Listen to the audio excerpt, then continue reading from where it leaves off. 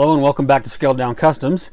This is going to be part 5 of the Pagani Huayra build, and hopefully I'll get this thing finished up in this video. So let's just pick right up where we left off. Alright, so that 2K clear is looking really good. Of course I've got some dust spots there we'll need to get out, so we'll sand those down. And then the next step will be masking this off so we can paint the other pieces in the carbon fiber graphite. So let's start doing that. So for my sanding, I'm just going to be using a 3000 grit sandpaper.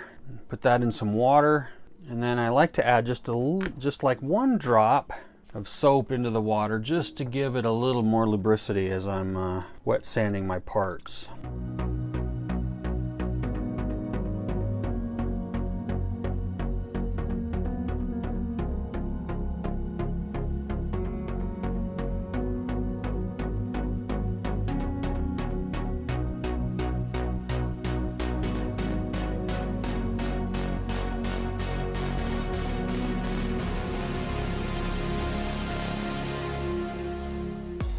Alright, so I've got some of my dust spots sanded down. You can see it's a little bit dull there in a couple spots.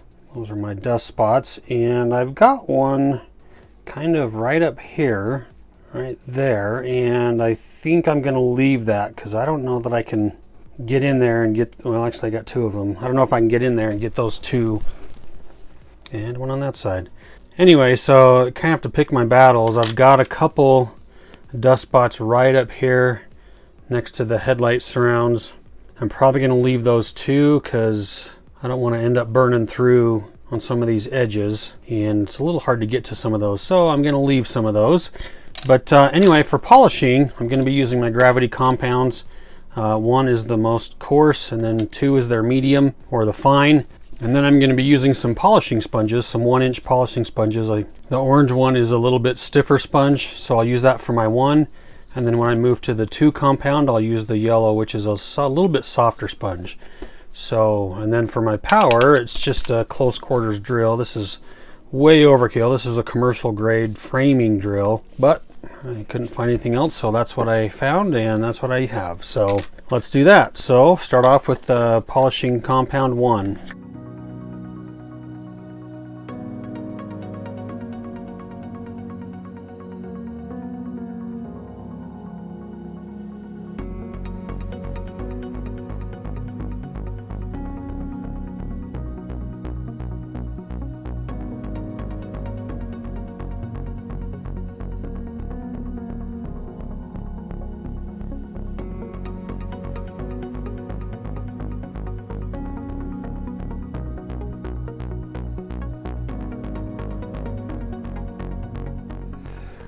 Alright, so I got these polished out, and if you want to see a little bit more about how I machine polish my cars, be sure and check out my video on how to machine polish plastic model cars. A couple of the other compounds I like to use too are the first I start with the rubbing compound from Scale Finishes, and then I'll finish it up with this blue polish. This is a thinner compound, kind of a finishing compound as well, really smooth things out, so I'll use these as well. Alright, so now we're ready to mask some of these off, actually all of these off, and spray some carbon fiber graphite on there.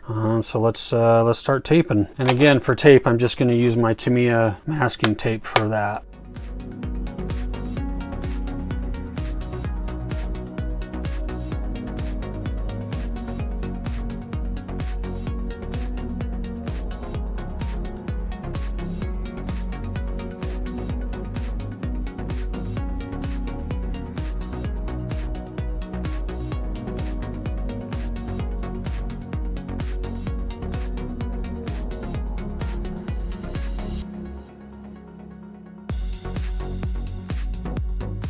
Alright, got my pieces taped up, so we're going to go spray the Gravity Colors carbon fiber graphite on there.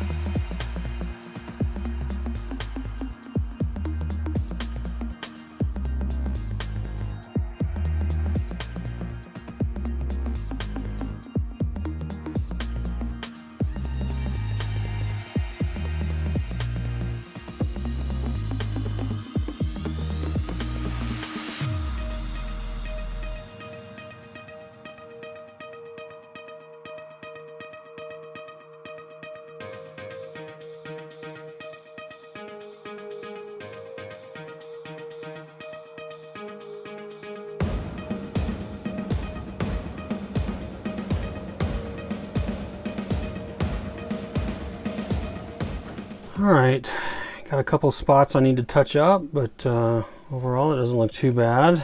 I think I went way too heavy on this trying to get it to shine up, and I got a little bit orange peel on the back of that, so I'm not sure what we'll do with that, but overall not too bad. So we'll let this dry up, and then we might be ready for some assembly.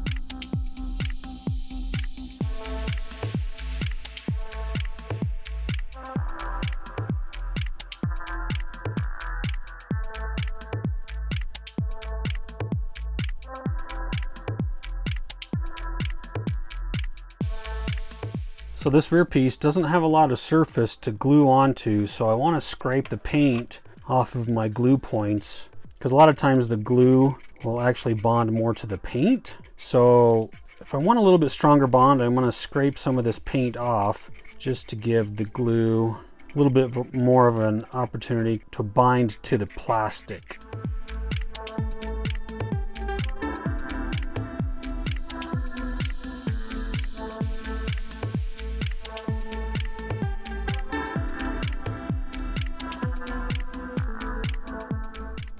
All right, we're gonna let those pieces dry up a little bit, and we're gonna move on to installing the wheels. So I like to sand my tread down a little bit because I think it gives it a little bit more realism, and I saw a method on Matt's channel, Model Car Videos, and I really liked it. So we're gonna try that method, or I'm gonna show you that method as well. And again, this is Matt's method from Model Car Videos. Basically, it's just a couple of cabinet knobs with a hole drilled in them, and I didn't have a drill press, so my holes are a little crooked. And then just a carriage bolt. So, and the thing I like about this is it doesn't matter what size your tires are. This will work for basically any size tire. So you just kind of clamp it in there, run this little bolt up against there to just hold it in. And then since I already have this drill that I use for my polishing, we're just going to chuck this into the drill. Now you just want to be careful not to damage your threads because you do have to get that nut back off. Just kind of snug on there. And there we go. I like to use about a 400 grit sanding sponge from Tamiya, so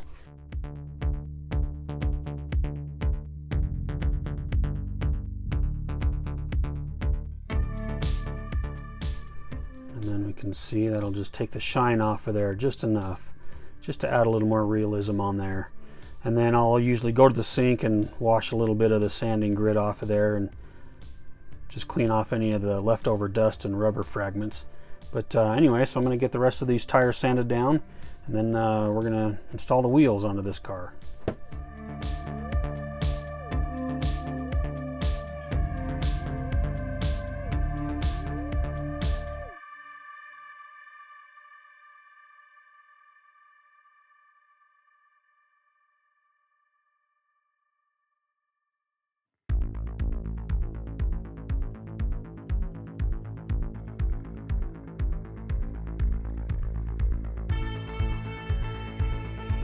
Alright, got those tires cleaned up, looking pretty good. So now let's get our tread pattern the right way and get them installed on the rims.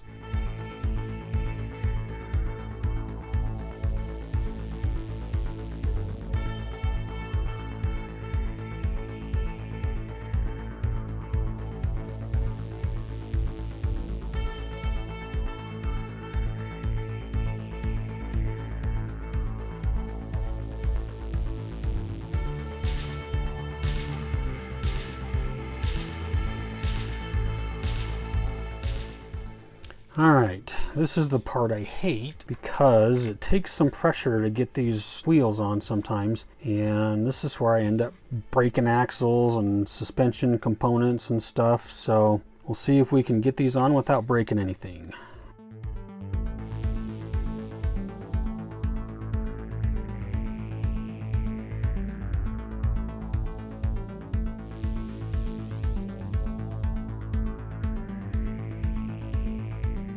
A little bit of a wobble.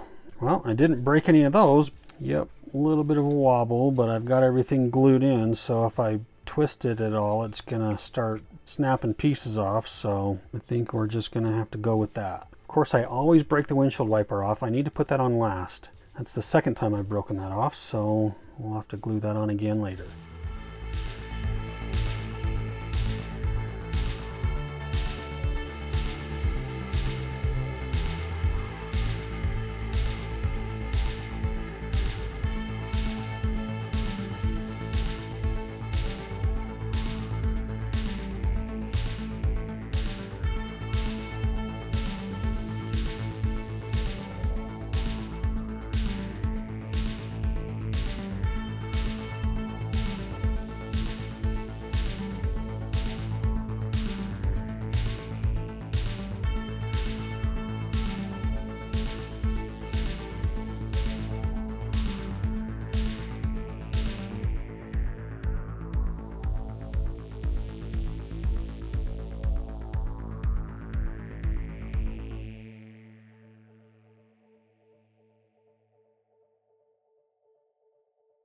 So I took my car to one of my club meetings, and one of the club members, we were talking about the paint, and it suggested maybe try sanding it down, wet sanding it down, and then polishing it out, which I did, and it actually almost completely took care of it. So wet sanded it down, polished it back out, and I actually ended up putting another coat of paint over that, and then polished it down a little bit. And it almost completely took care of it. There's still a little bit of dimpling in there, but overall that looks a lot better. So thanks, Trevor.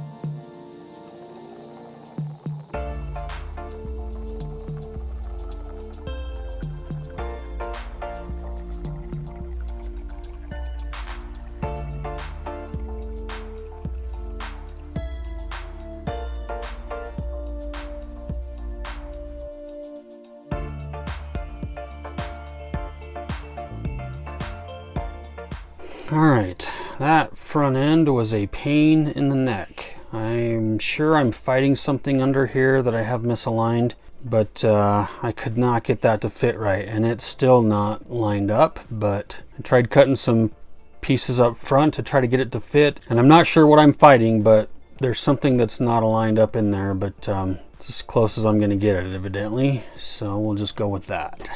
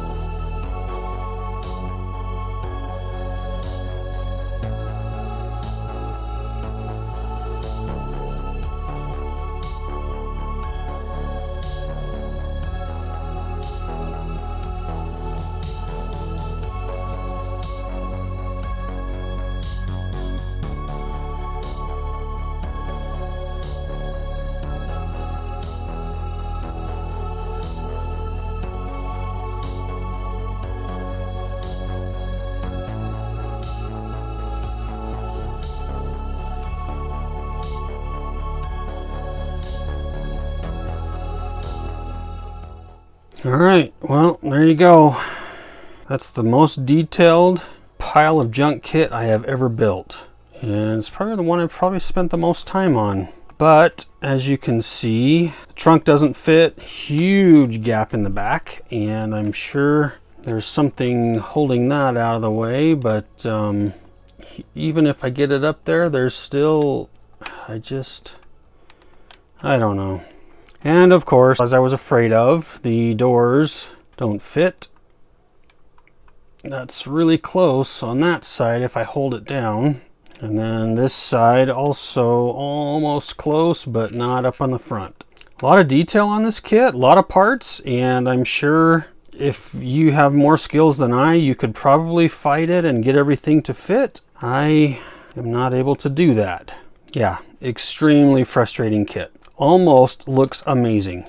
The doors do open. Maybe on this side. Yep. Okay.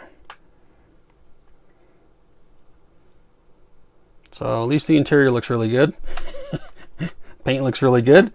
Fitment on the body pieces is just absolutely atrocious. And yeah, really disappointed with that. Anyway, I'm going to get her cleaned up and ready for a photo op. I'll show you guys some of the finished pictures. But that's going to do it for this build. So thanks for being patient and thanks for watching. We'll see you on the next one.